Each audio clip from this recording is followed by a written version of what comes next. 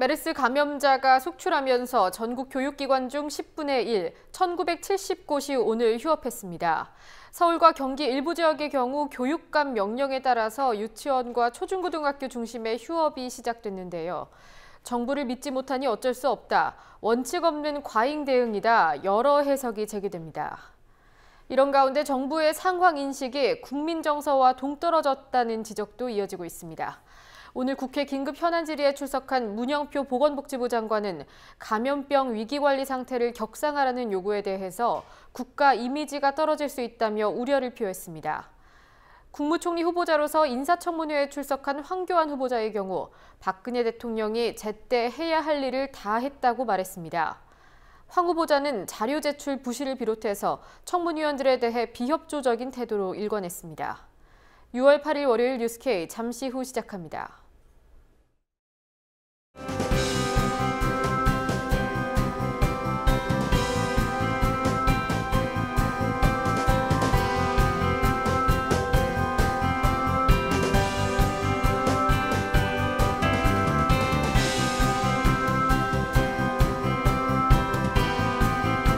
뉴스K가 퇴근길에 함께합니다.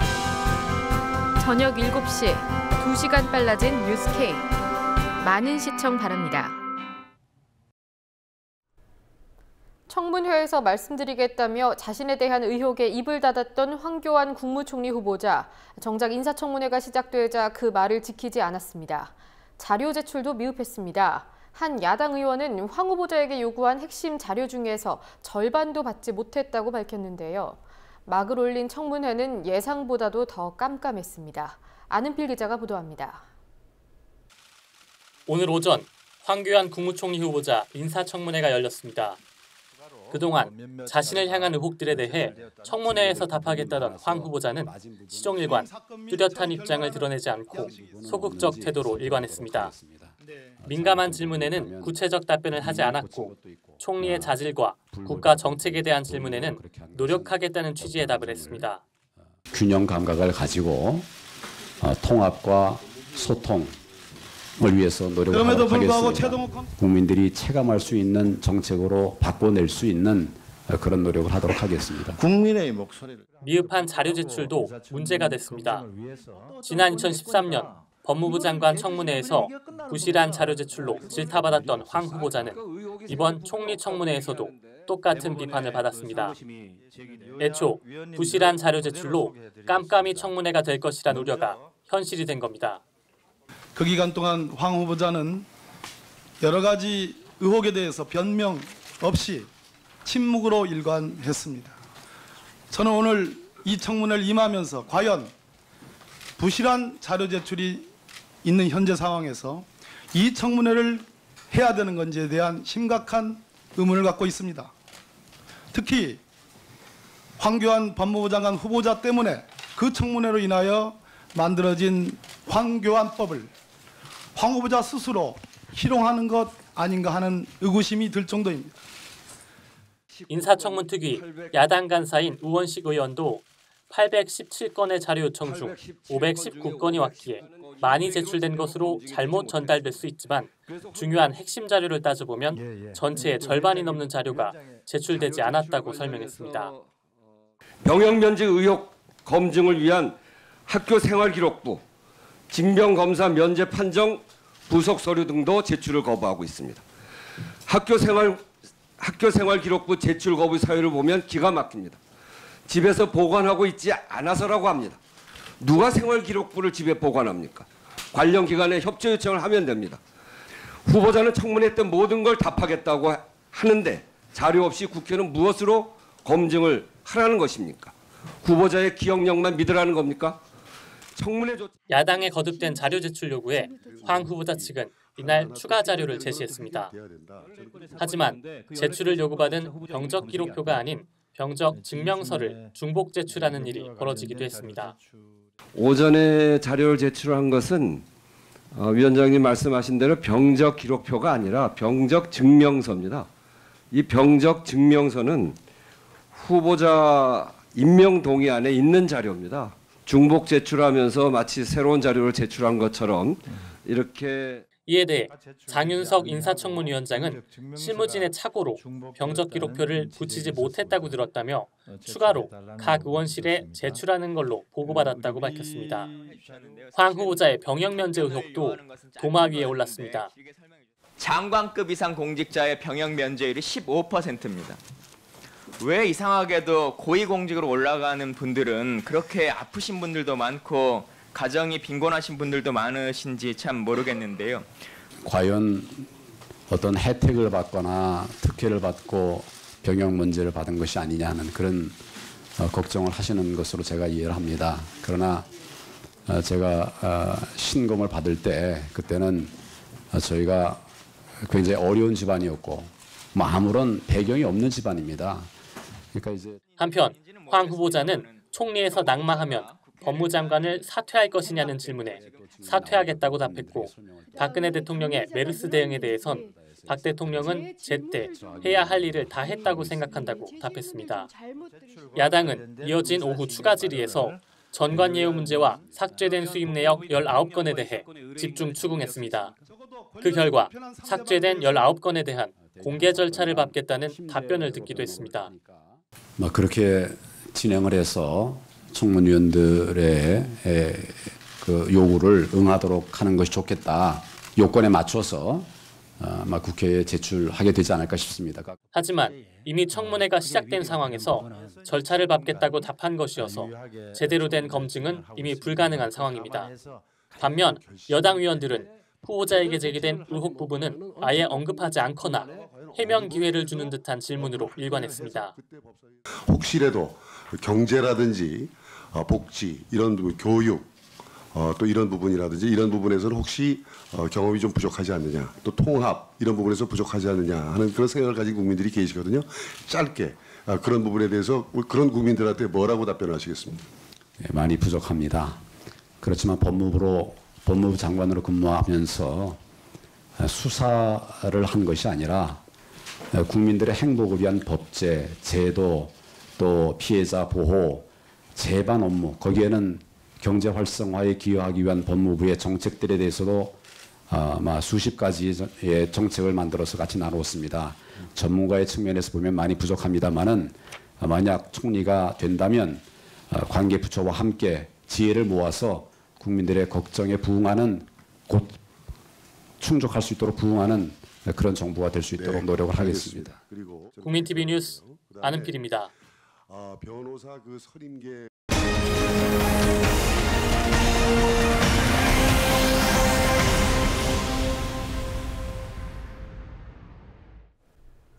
문영표 보건복지부 장관이 오늘 메르스 사태 관련 국회 질의에 출석했습니다. 정부 대책이 충분하지 않았지만 방향이 실패한 것은 아니다라는 발언으로 논란을 빚었죠. 경제 관료 출신인 문 장관을 향해서 전문성이 부족하다는 지적도 있었습니다. 김종훈 기자와 살펴보도록 하겠습니다. 안녕하십니까? 네, 오늘 국회에 출석한 문영표 장관 어떤 말을 주로 했습니까? 네, 오늘 오전에 문영표 보건복지부 장관이 국회로 출석해서 긴급 현안 질의 보고를 했습니다. 문영표 장관은 이 자리에서 국민들께 송구하다는 말을 반복했습니다. 장관, 국민에게 사과하세요.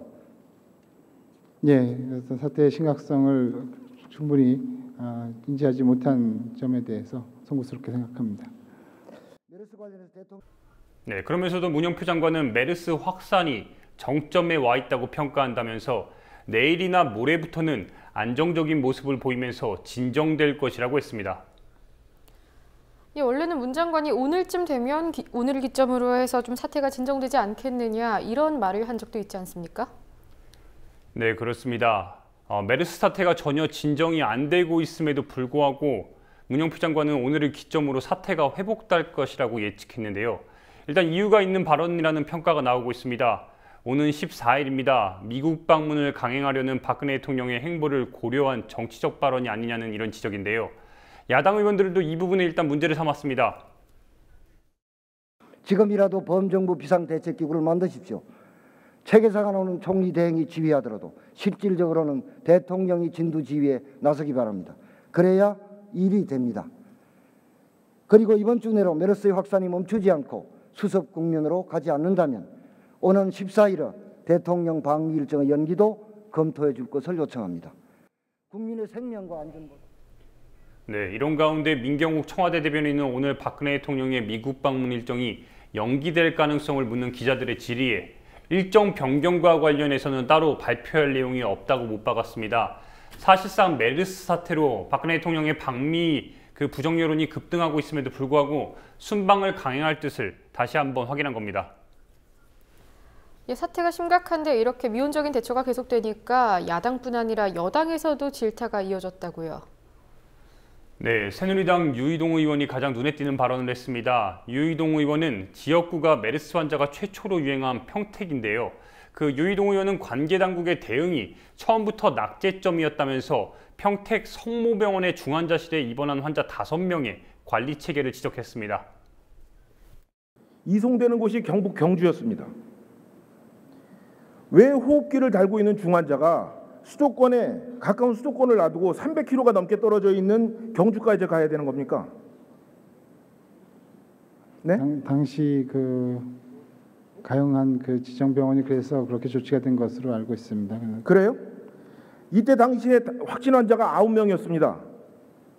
정부의 감염병 관리 대책이라는 게 고작 9명의 환자를 처리할 수도 없는 그런 대책입니까? 그게 정부의 대책이에요? 네, 유이동 의원의 질타는 여기서 멈추지 않았습니다. 정부의 컨트롤 타워가 부재해서 하부 조직에선 무엇을 어떻게 해야 할지 몰라 웃지 못할 총극이 벌어진 일도 폭로했습니다. 장관님, 코에 바세린을 바르고 양파를 집에 두면 메르스 예방에 도움이 됩니까? 네? 그렇지 않습니다. 장관님이 침묵하시는 동안에 평택에는 바세린하고 양파를 구하러 뛰어다니는 어머니들의 웃지 못하는 총극을 봤어요. 이게 평택 시민들이 무지해서 생긴 일입니까? 화면 한번 보세요. 지난 주말에 긴급 재난 문자가 온 일도 또 국민들의 웃음을 가지고 오게 한 그런 해결책이었는데 차라리 이런 문자라도 좀 일찍 보냈으면 어땠을까 하는 생각도 드는 대목입니다. 문 장관에 대해서는 사퇴 요구도 있었다고요?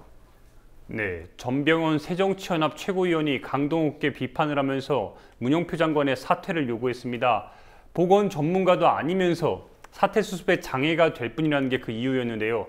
문영표 장관은 이에 대해서 최선을 다하겠다며 거부 의사를 밝혔습니다. 장관은 보건 전문가 아니죠? 예, 전문가는 아닙니다. 보건 전문가도 아니고 국정관리나 지금 방역 관리를 맡을 만한 그런 능력도 책임감도 없는 것 같습니다. 오히려 사태 수습에 장애가 될 뿐이라는 점을 지적하면서 장관은 스스로 사퇴해야 한다고 생각합니다. 답변해 보세요. 예, 제가 말씀드린 대로 저 스스로가 어떤 보건의 전문가는 아닙니다. 그렇지만 이런 것들이 개인으로서의 문제라고 생각하지는 않고요. 현재 저희들이 네, 오늘 현안 질의에 앞서서 국회는 여야 공동 메르스 대책 특위 구성안을 의견했습니다. 어제 여야 대표단이 모여서 초당적 협력을 약속한 그 실행 방안으로 볼 수 있는 부분입니다. 얼마 전 연금 관련 논란도 있었고 문 장관에 대해서 참 사퇴 요구가 끊이지 않는 현실입니다. 네, 한 가지 더 짚어보도록 하겠습니다. 문 장관을 향해서 감염병 위기관리 상태를 상향 조정하라 이런 요구도 있었다고요?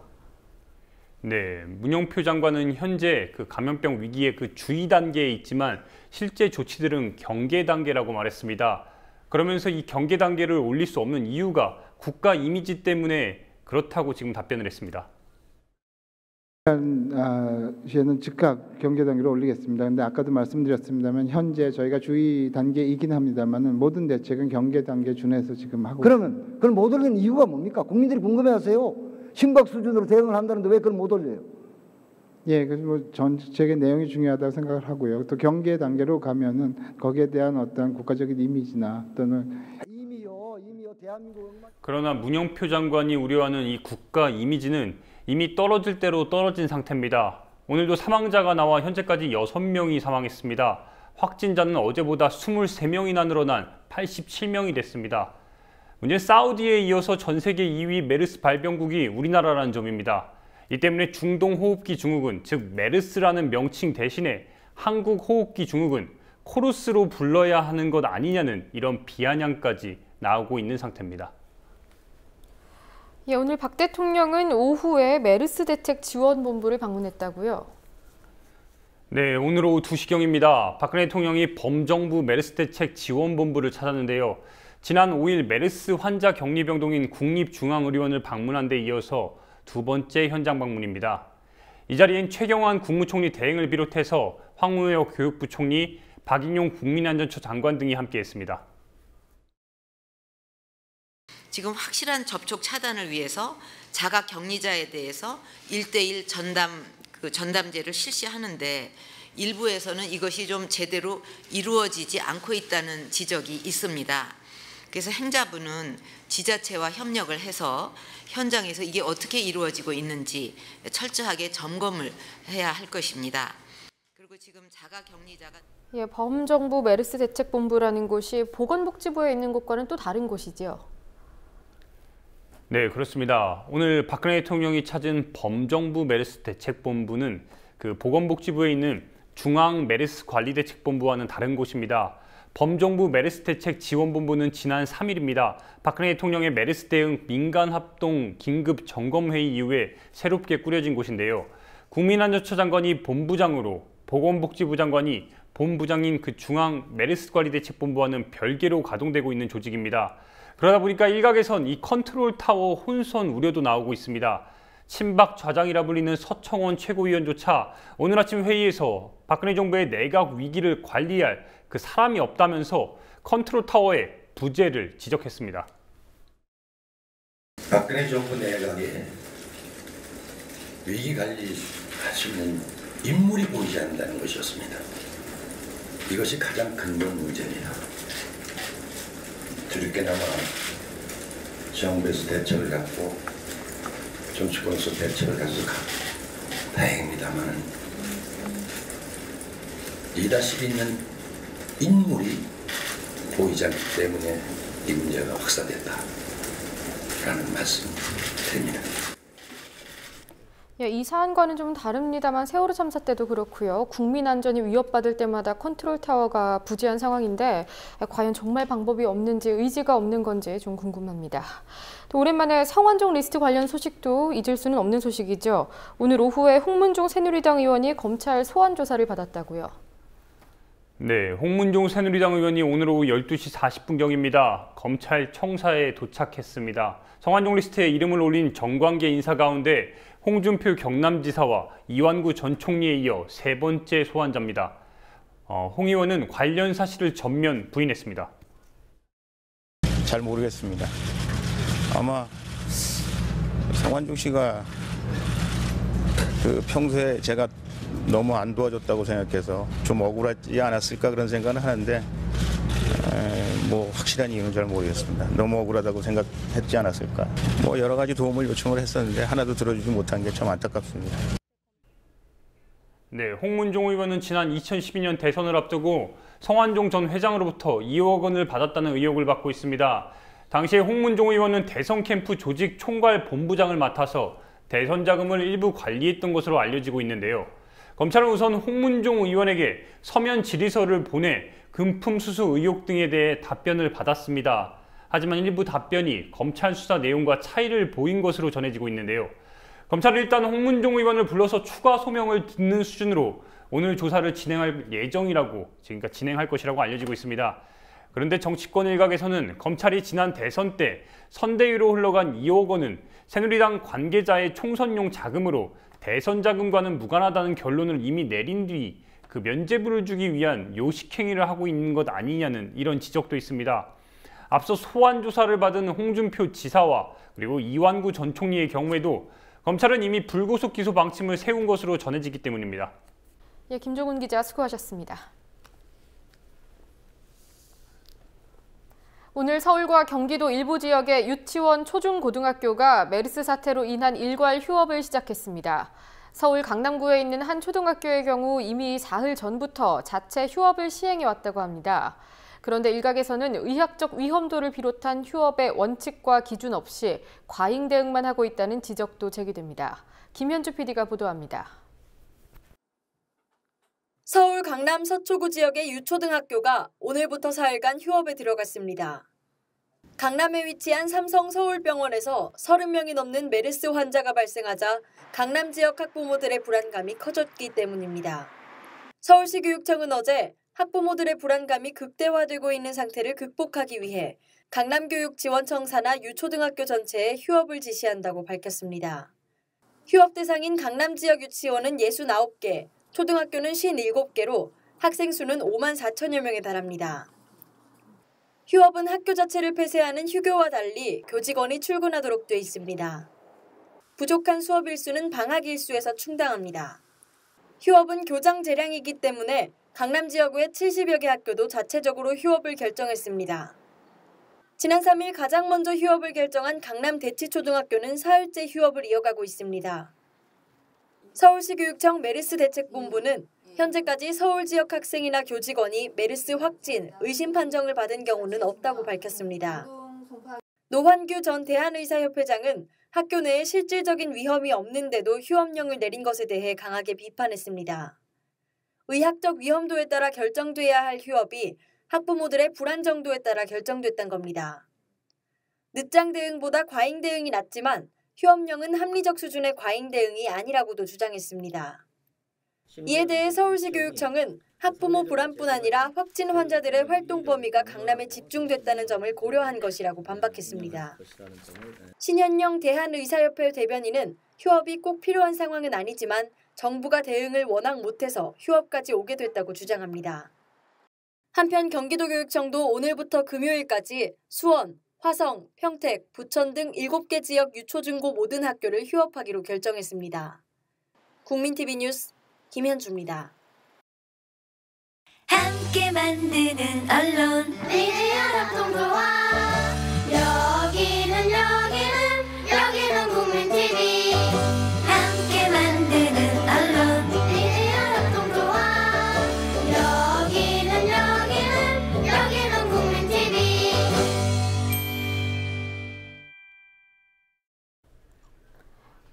계약직 직원들을 무기계약직으로 전환해주지 않기 위해서 채용 2년마다 계약을 해지하는 사용자.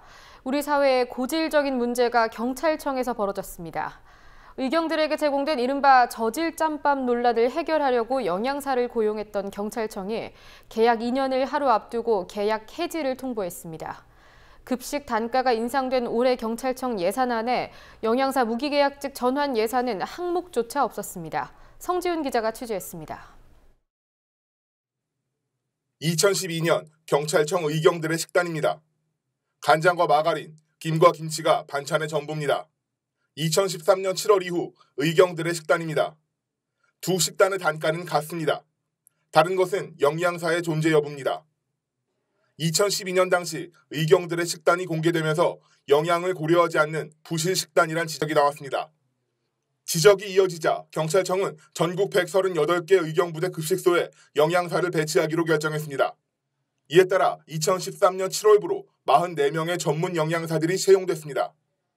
이듬해엔 46명의 영양사가 추가로 채용됐고 올해에도 48명의 채용이 예정돼 있습니다. 이들은 채용될 때 2년 후 무기계약직 전환을 약속받았지만 2년을 앞둔 지난달 계약 해지를 통보받았습니다. 박헌천 총경 분이 평생 직장에 잘 오셨다. 우리는 가족이다. 물에 한 발 넣었는데 그 한 발 다시 빼라고 하겠냐. 2발 다 넣어야 된다. 라고 하셨고. 정부는 공공부문 비정규직 고용 개선 추진 지침에서 2년 이상 상시 지속되는 업무에 대해선 무기계약직 전환을 지시하고 있습니다. 하지만 2013년 채용된 의경 영양사들은 무기계약직 전환을 하루 앞둔 2015년 6월 30일자로 계약이 해지됩니다. 경찰청이 기간제법의 법망을 피하기 위해 꼼수를 부렸다는 지적이 가능합니다. 더구나 경찰청은 영양사들에게 계속 일하고 싶으면 사직서를 내고 신규 채용에 응모하라는 지시도 내렸습니다. 이 또한 무기계약 전환 시 비정규직 경력을 인정하도록 한 법조항을 피해가려는 꼼수로 이해할 수 있습니다. 2013년부터 2014년 상반기까지 중앙행정기관 47곳에서 무기계약직으로 전환된 비정규직은 모두 3,677명입니다. 당초 목표보다 147% 초과 달성입니다. 반면 경찰청은 8명의 비정규직을 무기계약직으로 전환하겠다는 목표를 세웠지만 한 해 동안 단 2명의 무기직 전환을 이뤘습니다. 의경 영양사들과 장그래 운동본부는 오늘 경찰청 앞에서 기자회견을 열어 경찰청의 행태를 규탄했습니다. 법 질서를 수호하는 것을 자기의 사명으로 하는 경찰청에서 이미 앞서 수차에 걸쳐서 얘기됐듯이 이 기간제법을 탈법적으로 면탈하려고 하는 이런 형태의 그 탈법 행위를 스스로 자행하고 있다는 것은 참으로 심각한 문제가 아닐 수 없습니다. 그래서 경고합니다. 경찰청은 닥치고 영양사분들을 정규직 전환해야 됩니다. 경찰청은 기자회견 이후 진행된 영양사들과의 면담에서 무기계약직 전환을 위해 예산 증액을 요구했지만 받아들여지지 않았다고 말했습니다. 무기계약직 전환의 의지는 있지만 예산이 편성되지 않아 불가능하다는 것입니다. 정부 지침상으로도 상시 지속성 업무에 대해서 무기계약직 전환 방침은 맞는데 그것은 반드시 예산이 수반이 되어야 하는 그런 조건입니다. 그러한 대책이 없이 나중에 결국에 이제 처음에 출발은 한 40분 되시지만 나중에는 결국 한 140여 분 전체에 대해서 이제 전환이 됐을 경우에 만약에 월급도 못 올려주고 항상 그 월급 아니면은 인건비도 못 줄 그 정도의 인건비도 못 줄 정도로 되는 경우를 우리가 예상을 안 할 수가 없습니다. 하지만 경찰청이 2015년 요구한 예산안에는 의경들의 급식 단가 인상분은 명시됐지만 정작 영양사들을 무기계약직으로 전환하기 위한 예산 항목은 찾기 어렵습니다. 예산 부족을 이유로 영양사들에게 계약 해지 통보가 이뤄진 같은 시기 경찰청은 감사원 감사에서 차량용 내비게이션을 활용한 도시교통 정보 시스템의 실패로 4천억 원의 예산을 낭비했다는 지적을 받았습니다. 의경 영양사들은 한 달에 117만 원의 급여를 받습니다. 호봉이 쌓이면 해마다 3만 원의 급여 인상이 이뤄지지만 근속기간 2년을 채우지 못해 이마저도 단 한 번의 인상에 그치게 됐습니다. 국민TV 뉴스 성지훈입니다.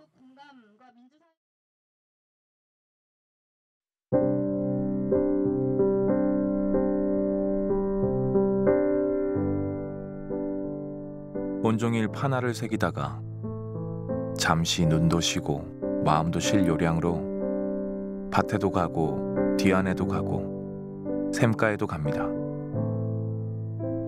고추, 토마토, 참외는 곁순을 따주고 뒤안에서는 박하 주변 풀을 베어줍니다. 아주 잠깐씩. 논둑에서 씨를 맺고 있는 질경이 잎을 따다 놓으면 아내가 장아찌를 담급니다. 큰일은 엄두를 못 냅니다. 처음 달린 호박이며 고추가 자랍니다. 며칠 뒤면 풋고추, 애호박찌개 끓일 수 있습니다.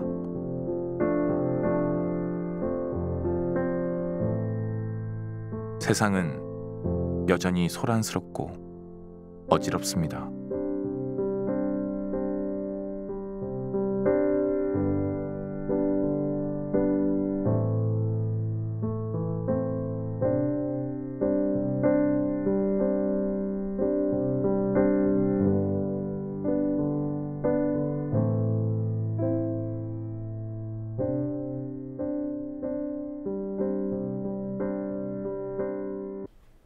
오늘 뉴스는 여기까지입니다. 시청해주셔서 고맙습니다.